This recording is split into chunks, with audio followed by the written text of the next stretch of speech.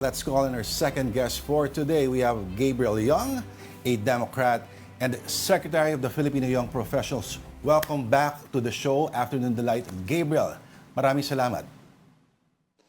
Hello. Thank you so much for having me. Happy to be back. All right. So there's talk that there are a lot of young liberals who are now taking a mental health day off for the next few days. Totoo ba? Yep, that's absolutely true. I will admit, after I watched the inauguration this morning, I ended up just laying in bed for half the day, just going off Instagram reels and finding the nearest chocolate I could have to drown my sorrows, because I'm feeling a lot of anxiety. I'm feeling a lot of stress, and everything that he said just really boggled my mind. And so I would say what you are hearing is very correct. And I can also say that from all the text messages I've gotten from my friends with lots of crying emojis, that is very, very accurate. Okay. Which particular parts of the oath or inauguration were you most bothered with? I'd say all the parts of the inauguration speech, every single line, and I took notes on it as well, just for me to really process what I'm reading and what I'm seeing. And just starting from the beginning, when he's talking about a golden age of America and exceptionalism and the power to stop all wars in the name of the spirit of unity, that scares me as well, because me being a former staffer in the Biden-Harris administration, we took pride in taking a diplomatic stance that was more cordial, and I would say in the international relations term, more liberal, where we're willing to cooperate. But whenever I reflect back on the Trump 1 presidency, and whenever he wanted to solve an international conflict, he would use force, such as killing an Iranian general. And then he goes on to talk about honoring Martin Luther King's legacy. And on this day, Martin Luther King Day, where he talked about having a dream where all people can be at the table, Trump then goes and talks about equality, but doesn't talk about equity, that we all didn't start from the same place. And so my particular office I worked in was part of the executive orders that he rescinded from being created. Then talking about efficiency, talking about trade, climate change, and drill baby drill, changing the names, that it seemed very strange to me that we're becoming an America that is to the one of the past that we teach never to go back again. The America that expanded and pursued that quote-unquote manifest destiny and killed anyone in our way. So honestly, I'm very, very scared. Malay mo, we'll be getting our first, America's first colony in outer space, for all you know. Mars. Yeah, there's Elon Musk. Okay, Gabriel, people were saying Trump and his decision to quote-unquote flex his power on day one with all of his sweeping executive actions. What's the most striking for you with all of these things that he has signed already on day one? I wouldn't say it's the particular bills or executive orders that he's revoking, but it is the gravity and the amount that he's revoking. It's almost every single executive order that the Biden-Harris administration did, such as establish my office, and going back to identity as of being a Filipino American, it was the White House initiative on Asian Americans, Native Hawaiians, and Pacific Islanders.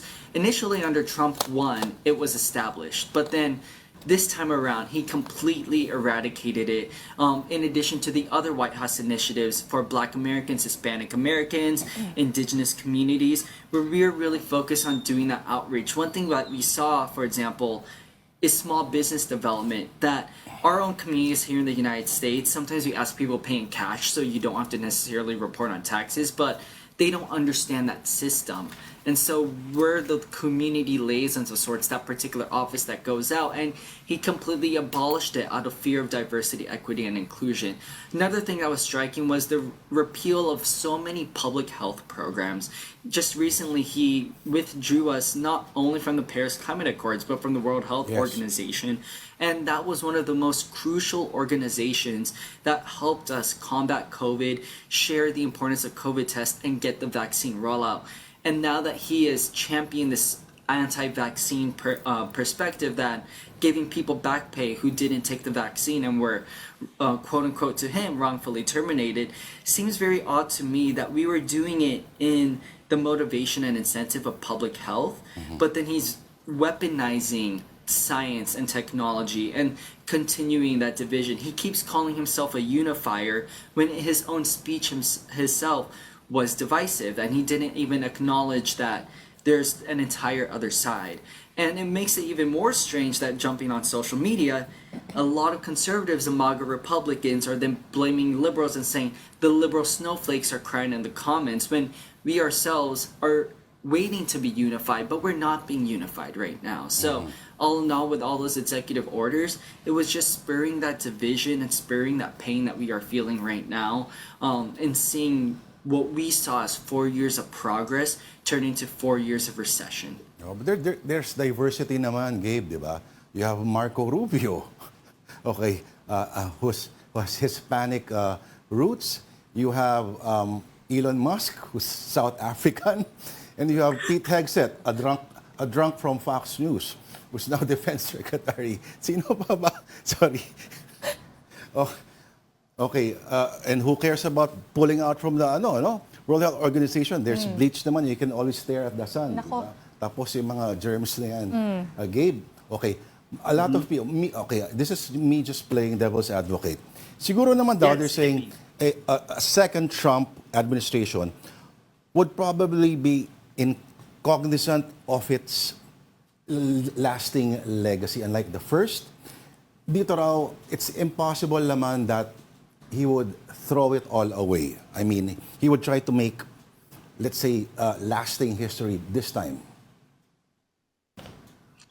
That's what we are expecting from the liberal camp, that this time around, there's a lot more permanent changes that he's seeking to do within government that's going to change it for the next generation. One particular thing that I harp on, for example, is the federal workforce itself. And one of his executive orders was to conduct a civil service hiring freeze so that only appointees can get hired.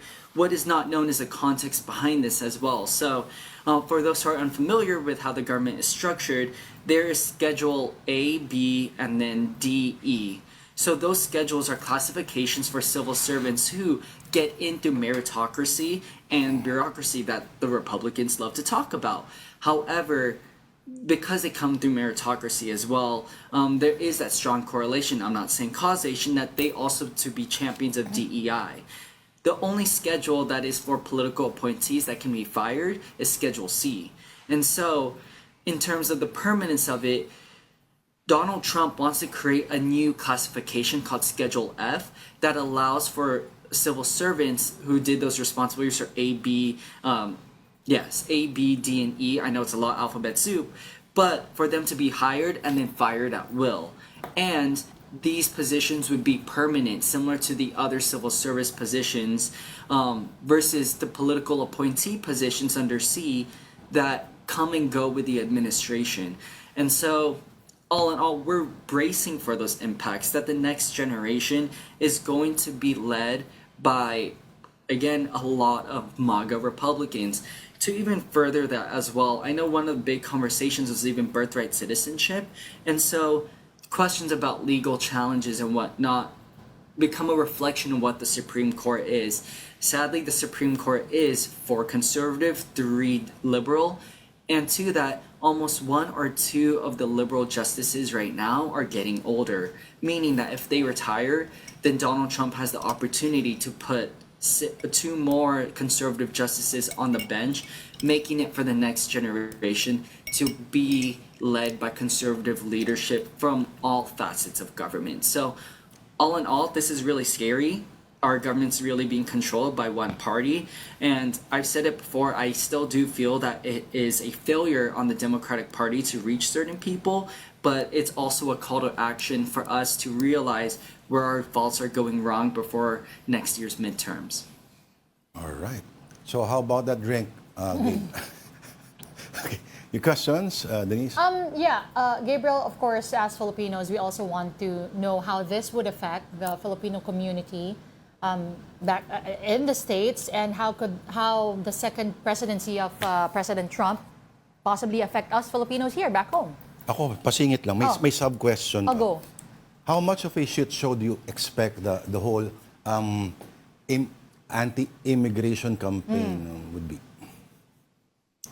Yep, so for Filipino Americans, and tying in that sub question, major, pardon my French, shit show. So the reason for that being, as we have been hearing over the news, is the fighting with Vivek and Elon versus MAGA Republicans about the H-1B visa issue and birthright citizenship and race and gender just in public-private life, and making sure quote-unquote qualified people are there instead of these DEI programs. So for Filipino Americans in particular, we benefit from those DEI programs.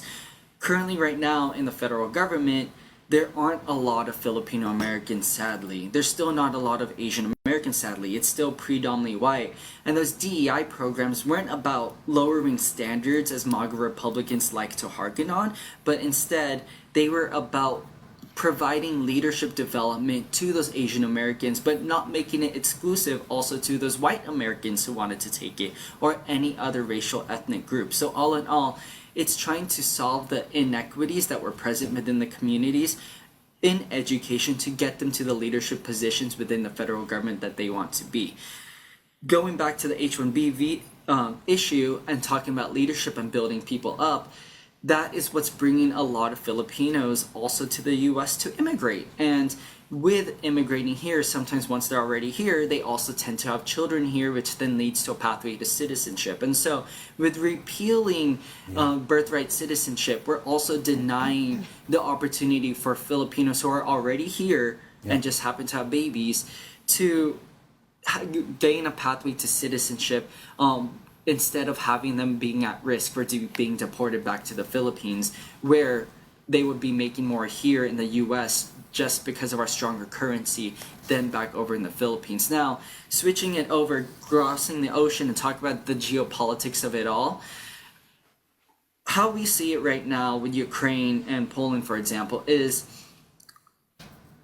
we are helping Ukraine, as President Trump was talking about, how we're helping our other countries with their foreign borders more than our own borders, because we see it, at least in the Biden-Harris administration, as a need for national security so that Russia doesn't keep coming over to Europe and invading Western Europe. Ukraine is essentially a bulwark. And so comparing it to the Asia Pacific, let's see Taiwan, for example. If Taiwan is that hot piece issue just like Ukraine is over in Europe, then Poland would be similar to where the Philippines is now. And this huge conversation of pulling out of NATO and making sure folks are paying what their same dues are is the same concern that's going on in the Philippines right now. Is to see if that, will the Trump administration still protect the Philippines in the wake of Chinese aggression, similar to how the United States is protecting Ukraine out of Russian aggression. So those is, I'd say, it's still the questions that need to be answered, but it doesn't seem very likely right now due to Trump wanting to pursue his America First policy and him not seeing the strategic value in protecting other countries as a form of national security across the globe. All right. I think we're really gonna get a drink after this. Thank you, Gabe. Very little time for complex discussions of even more complex matters. But thank you very much. We appreciate your time, and take all the time you want to relax and be well. Gabriel Young, thank you very much. Thank you both. Have a good one. Bye, everyone.